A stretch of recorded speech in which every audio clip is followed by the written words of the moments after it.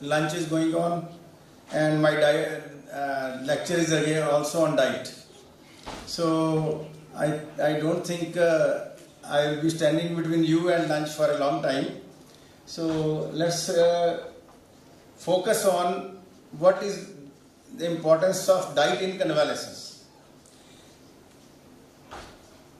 So main focus is how we are going to see that people getting well with the nutrition in convalescence. In general, if we see in day-to-day practice, we see a lot of patients, and here is one patient, like 44-year-old gentleman complaining of lack of appetite and weakness, had presented with symptoms of acute respiratory infection, intermittent cough, fever, generalized weakness, lack of appetite, illness, and the elevated CRP and other things.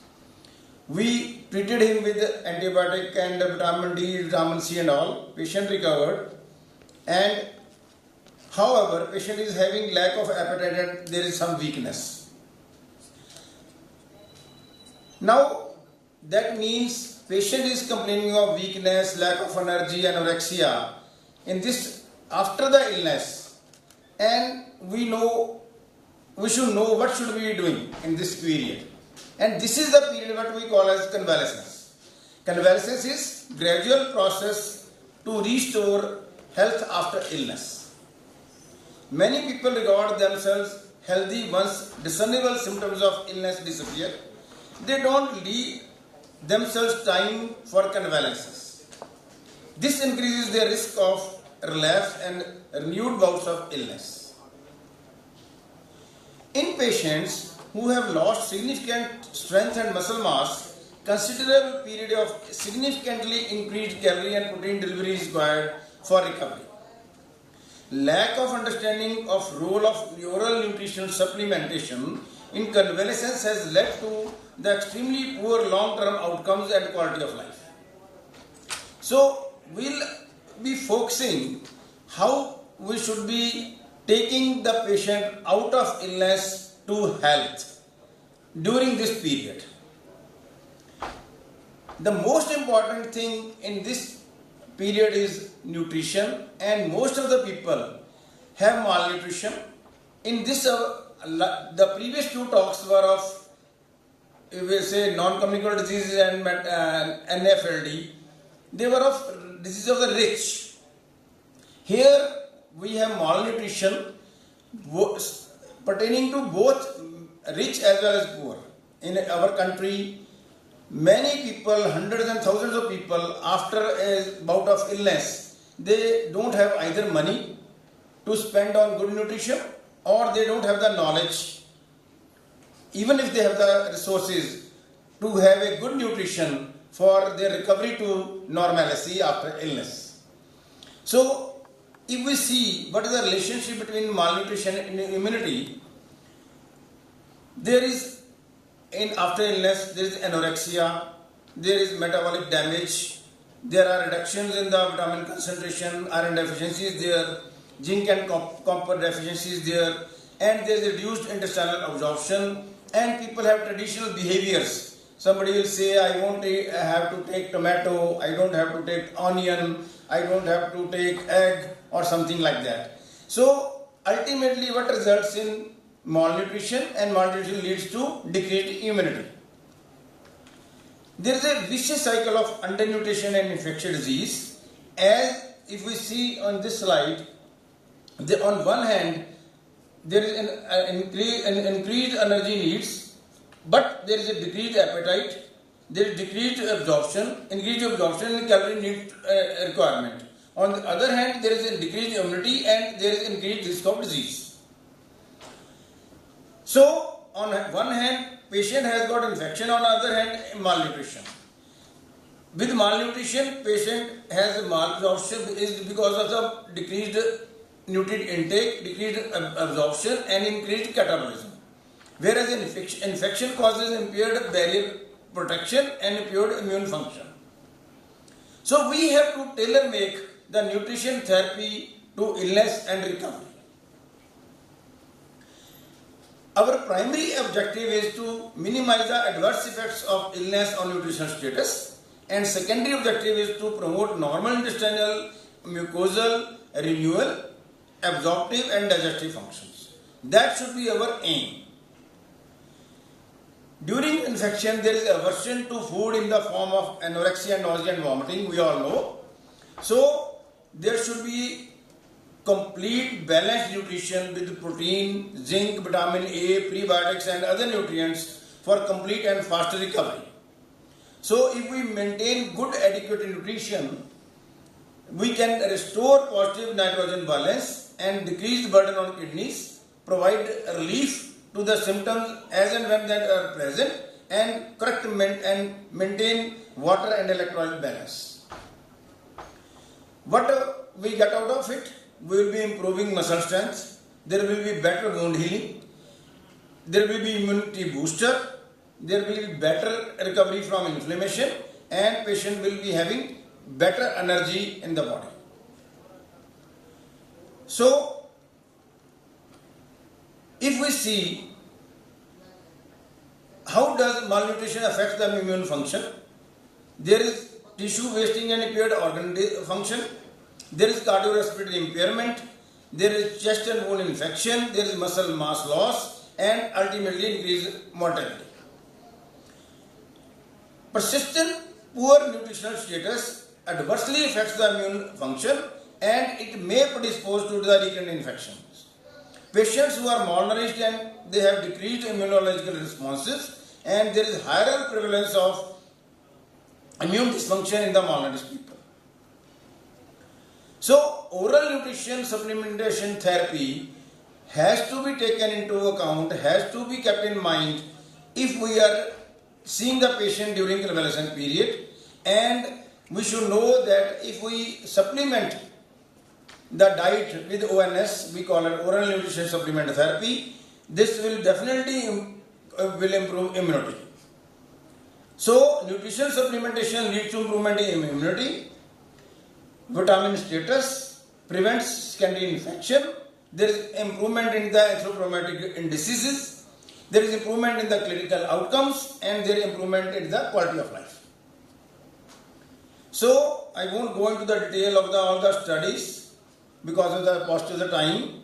So, malnourished people, they show functional limitations, reduced physical performance and physical activities, decreased body weight and decreased muscle strength, but protein-rich oral nutritional supplement containing micronutrients in malnourished patients can reverse the conditions.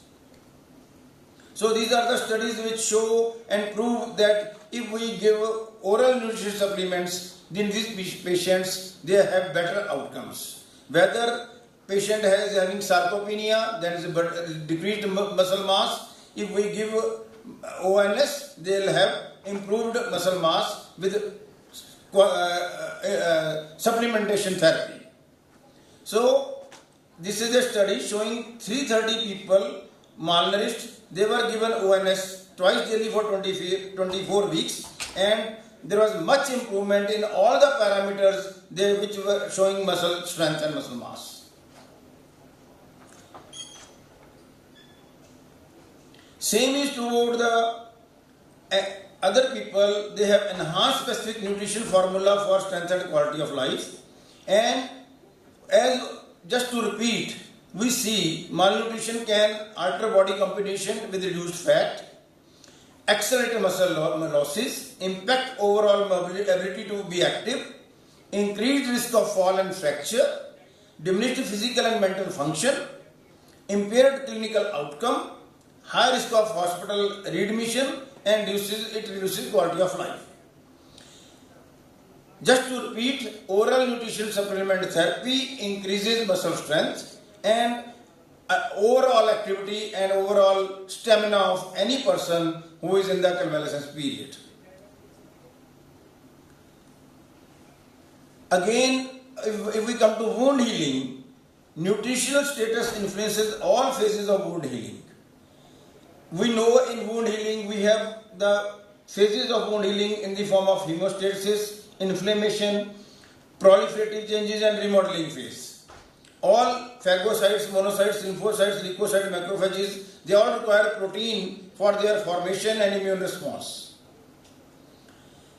If we in detail see effect of nutrition deficiency on wound healing, there is nutrition deficiency, immune response is insufficient, leads to delayed wound healing, decreased wound tensile strength, and ultimately increased susceptibility to infection in the wound.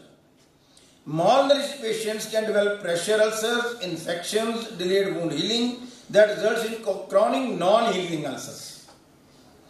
So there is a big role of nutrient supplements for wound healing in the convalescence period.